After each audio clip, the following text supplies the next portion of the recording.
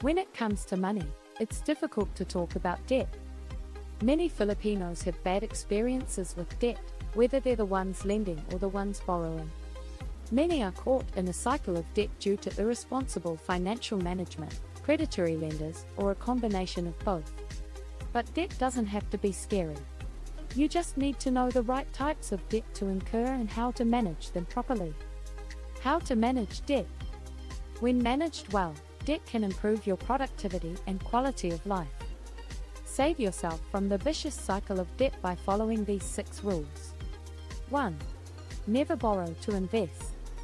2. Using your credit card wisely as a financial tool will increase productivity or quality of life. 3. Manage your credit card debt right away. 4. Borrow only from credible institutions. 5. Always know your risks and responsibilities when you take on debt. 6. Make sure you're financially stable so you can afford the terms of payment. There are 2 kinds of debt, good and bad. Understanding the difference between good debt versus bad debt spells the difference between using debt to improve your quality of life and being trapped in a vicious cycle. Good debt can help improve your quality of life, provided you don't go overboard with it. Let us discuss in depth the rules on how to manage debt effectively. Never borrow to invest. First, it's important to understand that investing means using your money to purchase assets that grow in value over time. Investments like stocks and bonds have different levels of potential for growth. However, they all have one thing in common: uncertainty. In general, the higher the uncertainty, the higher the potential for growth. On the other hand, debt is very predictable. No matter what happens in the stock market, if you have a loan, you have to pay your dues. Running a race between the interest on your loan and the growth of your investment is an almost surefire way to lose money. This is why you do not borrow money so you can make an investment. Instead of borrowing money to invest, it would be better to save up and build an emergency fund before you even think about investing. Once you have put enough money into a sizable emergency fund, you can then start putting money towards investing instead. Using your credit card wisely as a financial tool will increase productivity or quality of life. Before you borrow money, ask yourself whether money will go first. Whether it's a loan or purchasing something with your credit card, yes, your credit card balance is debt. Always make sure you're using it for something that benefits you. For example, you take a home loan to purchase a condo unit near a business district area. While it may be expensive, it also provides several benefits. Chances are that your employer is in the business district. Living near your place of work takes away the stress of commuting, especially if you can walk to your office. Besides spending less on transportation, you also do not have to spend as much time commuting. This gives you more time for rest and recreation, thus greatly improving quality of life. But what if you don't have to work on site? Here's another example. You purchase a brand new laptop using your credit card's installment plan so you can work remotely. With a stable internet connection, you can be productive and do your housework alongside your job. On top of that, you spare your savings from having to shell out a lot of money for a single payment. Managing your credit card debt right away. Don't be afraid of using your credit card, especially on essential goods. It builds your credit history, which tells banks you are responsible when it comes to debt.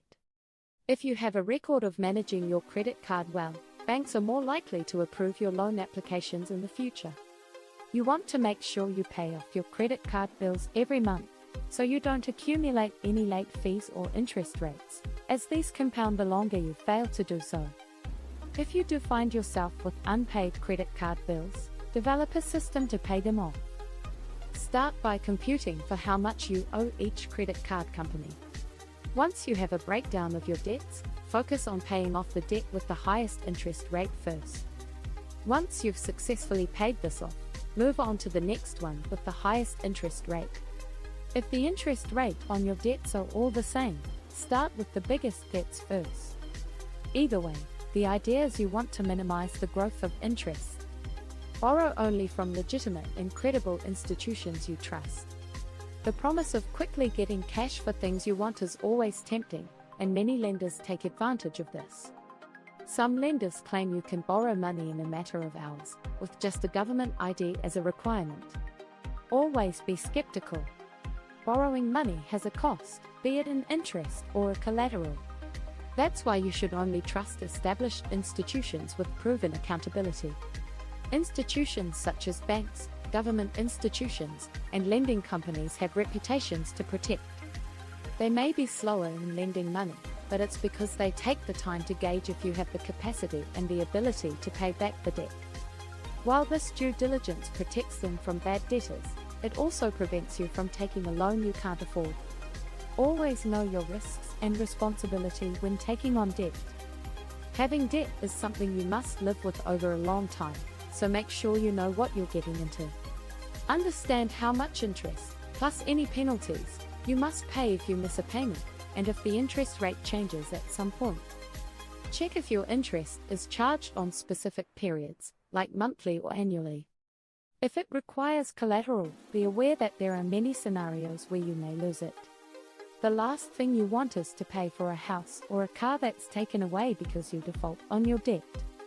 Make sure you have a stable and regular source of income so you can afford the terms.